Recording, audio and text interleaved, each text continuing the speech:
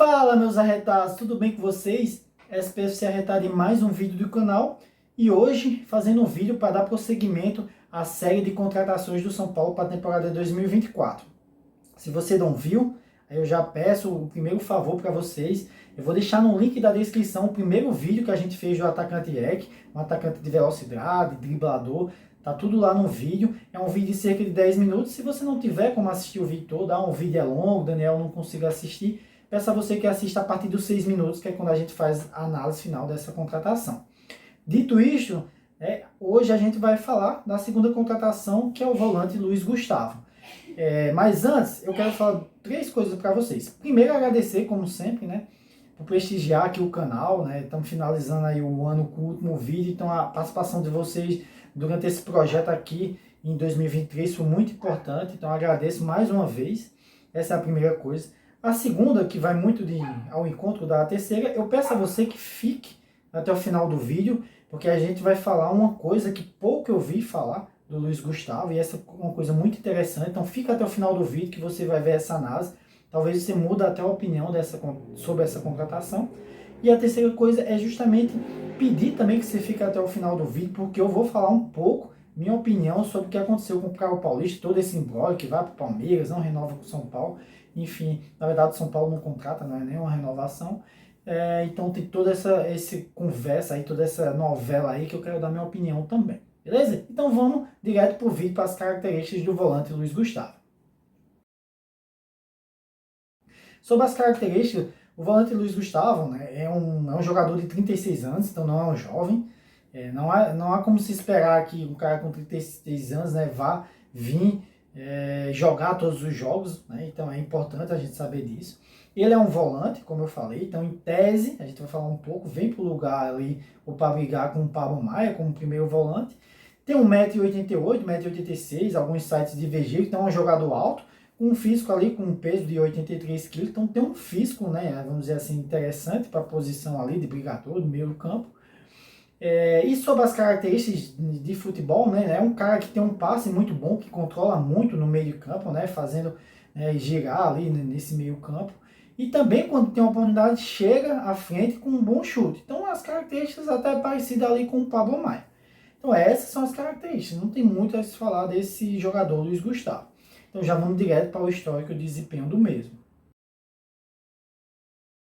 Sobre o histórico, o Luiz Gustavo fez toda a carreira praticamente na Europa, Então ele se destacou inicialmente na Alemanha, no Hoffenheim, e a partir dali ele foi contratado para o Bayern. Aquele grande Bayern de 2011, 2012 ali, foi campeão de tudo, inclusive da Liga dos Campeões, e ele foi campeão junto com o Rafinha, que foi um dos entusiastas da contratação do Luiz Gustavo aqui para o São Paulo. Obviamente, depois ele jogou a Copa, você lembra, em 2014, provavelmente você deve ter xingado ele, assim como eu xinguei em 2014, só que é bom também até analisar isso, porque, como eu falei, é um jogador que mantém a bola ali no meio campo, ele conseguia fazer isso no Bayern, jogava a bola pro Ribéry, pro Bayern e pro Robben, e eles decidiam, diferentemente no Brasil, que a gente viu. Então, assim, esse foi o auge dele ali do Bayern, em 2011, 2012, foi convocado em 2014. Depois ele ainda ficou na Alemanha, acho que foi no Wolfsburg. E depois, para mim, ele foi caindo. Foi para a França, que é uma liga ainda que eu considero interessante, o Olympique de Marseille. Em um ano ele foi até considerado da seleção, então, assim, é um cara que entende da posição, deve ter jogado bem. Depois, para mim, ele foi caindo. Foi para a Turquia, que para mim é uma segunda liga já ali da Europa. Em 2022 foi para a Arábia, foi para jogar num time que hoje é do Cristiano Ronaldo. Só que um ponto interessante, e aí que a gente vai falar do desempenho, ele está parado há 6 meses, então não joga há 6 meses, então quando vier aí no São Paulo vai ter que fazer uma pré-temporada muito boa. E durante esse ano aí que jogou na Arábia, eu vou deixar os números, se eu não me engano, ele fez 5 gols e deu 4 assistências, Vocês vão ver aqui, eu vou deixar os números certinhos. Mas o importante é falar justamente o que vai ao encontro das características dele, que eu falei. É um jogador de passe, por isso que deu assistência também, tem qualidade no passe, e sempre que tem possibilidade, chega na frente e consegue fazer seus gols. Na maioria das vezes chutando ali de fora da área ou da entrada da área. Então, esse é o desempenho do Luiz Gustavo. Agora a gente vai para fazer a análise do seu contrato. Então, o contrato é muito simples de fazer essa análise, É um contrato de 1 ano, obviamente pela idade do jogador, não tinha como ser Mas então o São Paulo acerta nisso e também vem sem nenhum custo para o São Paulo. Mais uma vez, é uma oportunidade de mercado. Então, assim, se você for olhar, é uma coisa até interessante. Eu, como torcedor do São Paulo, só fico triste porque, se você for ver aí, até nas contratações de 2023 e agora nessas para 2024, eu sempre falo de oportunidade de mercado, oportunidade de mercado. Então, um time como o São Paulo, toda história, grandes jogadores que passaram, a gente viver só de oportunidade de mercado é uma coisa preocupante. Mas a gente sabe toda a situação do São Paulo e eu acho que ele está recuperando essa situação, principalmente a questão financeira. Mas não dá para negar que isso incomoda, beleza? E agora, no final, vamos fazer a análise, né, dessa contratação. Então, fazendo a mesma coisa que a gente fez com o EC, mais uma vez, eu vou falar aqui, deixo o link na descrição, se você tiver a possibilidade, dá uma olhada nessa análise desse atacante. A gente pontuou os negativos e os positivos. E no caso do Luiz Gustavo, para mim, um negativo é a idade, né? Porque, assim, não é um jogador que vai vir, vai demonstrar toda aquela intensidade. Não espere que ele vai jogar quarta e domingo. Ele vai ser mais ou menos dos moldes do Rafinha. Se tiver bem, vai jogar todos os jogos que der. Mas não vai para jogar todos os jogos, né? É, assim, é uma coisa óbvia. Então, se por um lado eu acho que isso é um ponto negativo, por um lado eu acho que é importante que ele traz a experiência, né? Como ele veio para o meio do campo, ali no lugar do Pablo Maia, eu vou falar um ponto importante, que é o ponto que eu pedi para vocês ficarem até o final do vídeo. No meio ali eu via que às vezes São Paulo precisava ter um controle melhor, precisava acalmar os ânimos e não tinha. Talvez o Luiz Gustavo possa ajudar nessa situação. Então isso é um ponto positivo. Um negativo, eu acho que assim, é um jogador que estava parado, muito parado, então a pré-temporada ele vai demorar a entrar em ritmo, pelo menos acredito eu.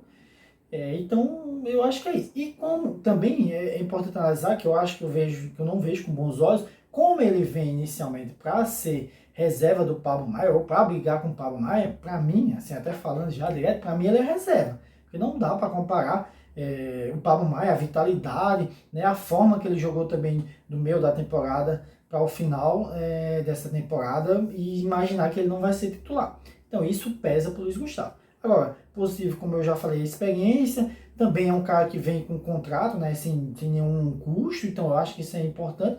Mas o ponto-chave que eu queria que vocês vissem aqui, prestassem atenção, por isso que eu pedi até o final, que quase nenhuma mídia falou, seja alternativa ou convencional, é que Luiz Gustavo, pessoal, ele jogou algumas vezes como zagueiro. Na Europa isso é muito comum, né? A gente viu o Fernandinho, como o Guardiola puxou ele para trás, por causa da qualidade, saída de bola dele. A gente viu o Alaba, que era um lateral esquerdo, e acabou virando um zagueiro. Então, nessa situação, sabendo que o São Paulo praticamente já perdeu o Beraldo, o Luiz Gustavo pode ser uma alternativa muito interessante ali para a zaga. Porque tem um bom passe, como eu falei, a técnica consegue sair bem, tem um físico bom, uma altura boa, uma estatura boa e ainda tem a experiência. Então, talvez, com a saída do Beraldo, o Luiz Gustavo, né, encaixando ali no time, eu espero que o Dorival pense nessa possibilidade, ele pode ser um zagueiro interessante para o São Paulo. E aí sim, eu que vi assim, até com maus olhos a contratação, nesse aspecto eu acho que a contratação é positiva. Beleza? Então é isso que eu queria que vocês ficassem atentos. Muito importante falar isso, porque quase nenhuma pessoal da imprensa falou sobre isso. Então é isso que eu tenho para falar para o Luiz Gustavo. No final, uma contratação para mim válida, principalmente se ainda for utilizado como zagueiro. E aí, fechando esse parênteses, a gente entra na questão, como eu falei, do Caio Paulista. Né? Um embrólio todo aí, como eu falei, São Paulo tem que pagar parcelado, ninguém sabe se era parcelado mesmo, rolou uns e-mails, aí vem empresário, toda a questão aí, e no final o pessoal chamando o Caio Paulista de Judas. E aí, a minha opinião, né, assim, não gosto de especular, já falei isso, mas tem coisa que a gente trabalha com fatos, né, com o que está sendo demonstrado. Para mim, o Caio Paulista não fica no São Paulo porque é um jogador burro. Simples. Primeiro assim, vamos ser sérios, você já viu uma entrevista do Caio Paulista? Com todo respeito, não é preconceito, mas o cara da entrevista, o cara fala errado. Então assim, por mais que você diga, pô Daniel, o cara veio de uma situação, né, difícil, né, não teve, perdão, não teve estudo. Só que assim, pessoal, se a gente pegar, por exemplo, o Hendrick, que é o atacante, o jovem atacante de 17 anos, o menino que já foi vendido para a Espanha aí, ele já está estudando inglês, já está estudando português, estudando espanhol. Então, assim, não é porque veio de uma condição difícil que não pode se desenvolver. Então, isso é um ponto que vai ao encontro da atitude do Caio Paulista, para eu dizer que ele é burro, porque o cara fez história no São Paulo, porque já é campeão da Copa do Brasil, tinha toda a possibilidade de continuar essa história, né? Veja como é interessante hoje a gente ver os campeões mundiais indo pro camarote, sendo idolatrados. Então ele podia continuar essa história e jogar no Libertadores, a gente não sabe o que vai acontecer, podia ser campeão da Libertadores, ou podia até jogar bem, não tem concorrente, porque se ele jogar o que ele jogar, ele vai ser titular no lugar do Elton. Né? E quem sabe daqui a 2, 3 anos ser vendido para a Europa, no auge aí da sua idade, 27 anos, 28 anos, e na Europa, até no sistema 3-5-2, ele funcionaria até melhor. Então assim, o cara tinha tudo para se dar bem, ainda mais no São Paulo. Mas ele escolhe o Palmeiras, onde provavelmente não vai ser titular na esquerda, porque o Piquerez para mim é um lateral bem completo, então não vai ser titular. Você pode até pensar ele na ponta ali, como jogador de velocidade, já que Dudu não está no Palmeiras.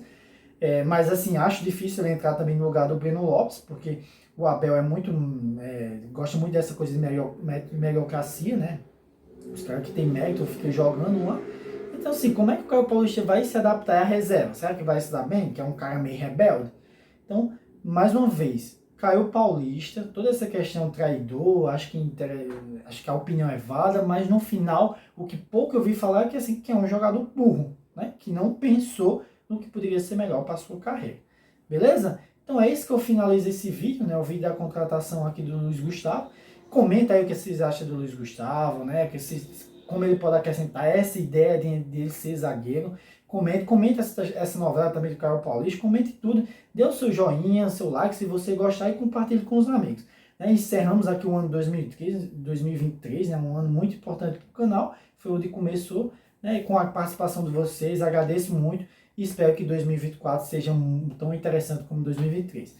Então um abraço a todos, arretado, um feliz 2024 e que Deus dê muita paz e saúde para todos.